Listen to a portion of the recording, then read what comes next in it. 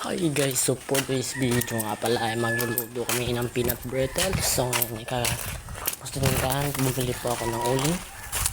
Sinubusan nga po pala kami ng uling, kaya pagkadala ko po nito magsisimula kami ng peanut brittle. Kaya samahan niyo ako sa video nito. Nakauwi na nga pala ako sa bahay ng tita ko kung saan kami ay magluluto ng peanut brittle. At pagdating mo nga pala sa bahay, agad ko nakita pala ang aking ate na nagluluto na agad ng mani. Yun nga pala ang unang proseso sa pagluto ng mani, o ang tinatawag namin pagsabag ng mani hanggang sa ito ay mag golden brown. Ginabi ko na nga po pala ang dalawang plastic na binili kong uling. At nagsimula na nga pala akong maglinis dito sa pagmamolda namin ng peanut brittle. Ang kailangan nga pala sa pagluluto ng peanut brittle ay kailangan malinis ang lugar ng yung paglulutuan para walang masamang dumising yung lulutuing peanut brittle. So bali pinunasan ko lang nga pala yan dyan dahil nalinisan na yan kanina. Ako na nga muna ang pumalit sa aking ate sa pagluto ng mani kasi alam niyo po kang pagod na rin siya at pinagpapawisan. So fast forward na lang nga po natin yan. So pagluluto nga pala at ang pagsabag pala nga po ng mani, napakatagal mo kang aabutin siguro kayo ng 1.5 hours. Pagluluto nga po pala ng peanut brittle is kailangan mo maging maingat kasi kung masunog nito is maaari na mas magiging pangit yung lasa ng peanut brittle.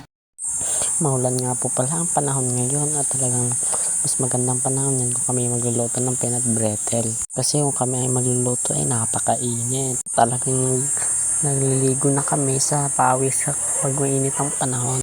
Magsisimula na nga po pala kami sa pag-ayag ng mani o ang paghihiwalay ng mga maliliit na mani kasi ang mga maliliit na mani na yun is napakapait talaga. Ang pagluluto nga pala ng peanut brittle is napakarami. Ayag lang nga namin yun para mawala yun ng mga maliliit na parts ng mani. Dito nga pinakuha na ng aking ate yung sesame seed, ilalagay namin sa ibabaw ng mani, yung parang toppings niya na sa ibabaw. So bali initi lang nga po pala yan para mas maging maganda yung texture niya kapag nilagay na siya sa mani. At ang susunod naman nga namin dito ay ang pagtunaw ng asukal. At ako nga pala yung inatasan dyan na maghalo at magpatunaw ng asukal. Hahalo-haluin lang nga pala yan hanggang sa matunaw. Kailangan nga pala dyan na tuloy-tuloy ang iyong paghalo kasi maaari ang masunog at maging mapait yan kapag hinalo na sa mani. So bali malapit na nga pala yan matunaw. Tinatanggal nga lang pala po dyan yung mga bilog-bilog at mamumuo pa ng sukal. Inuunti-unting tunawin na nga po pala yan. Nakuha na nga po pala sa akin ng aking ate yung secret ingredients namin na tinatawag naming lard. Ay, tanggal na.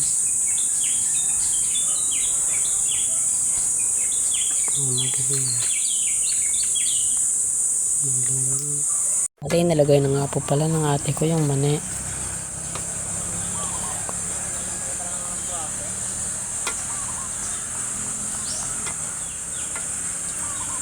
At so bali ngayon na magsisimula na nga po pala kami sa aming pagmumol ng mani. Medyo mahirap yan kasi kailangan maging madali kasi baka maging matigas ang mani namin lulutuin. Nakatas na nga po pala dyan yung aking damit kasi napakainit po ng panahon. At ang simula na nga po pala kami magsilyo dyan para ligyan ng takip yung mani. At yan lang po, please subscribe.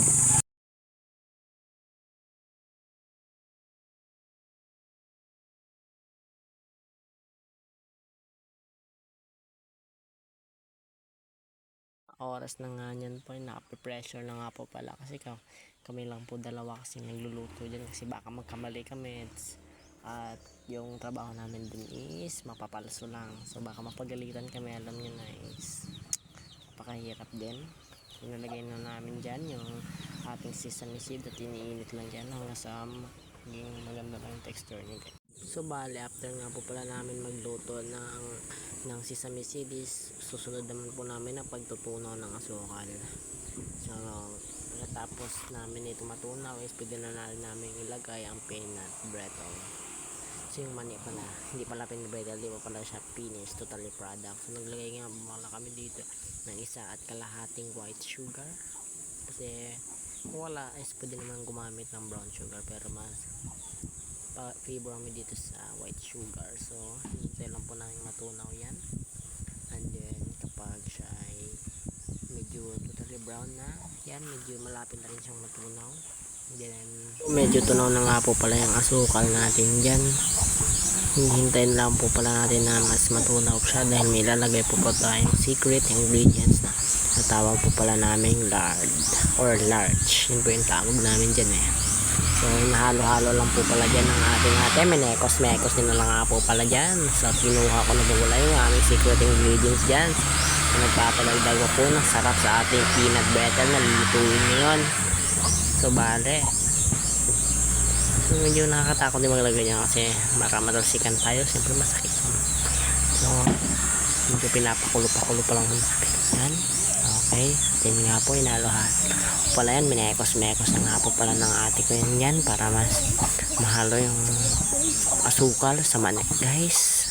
Pagpasensya nyo na yung boses ko kasi medyo pause ako dito guys.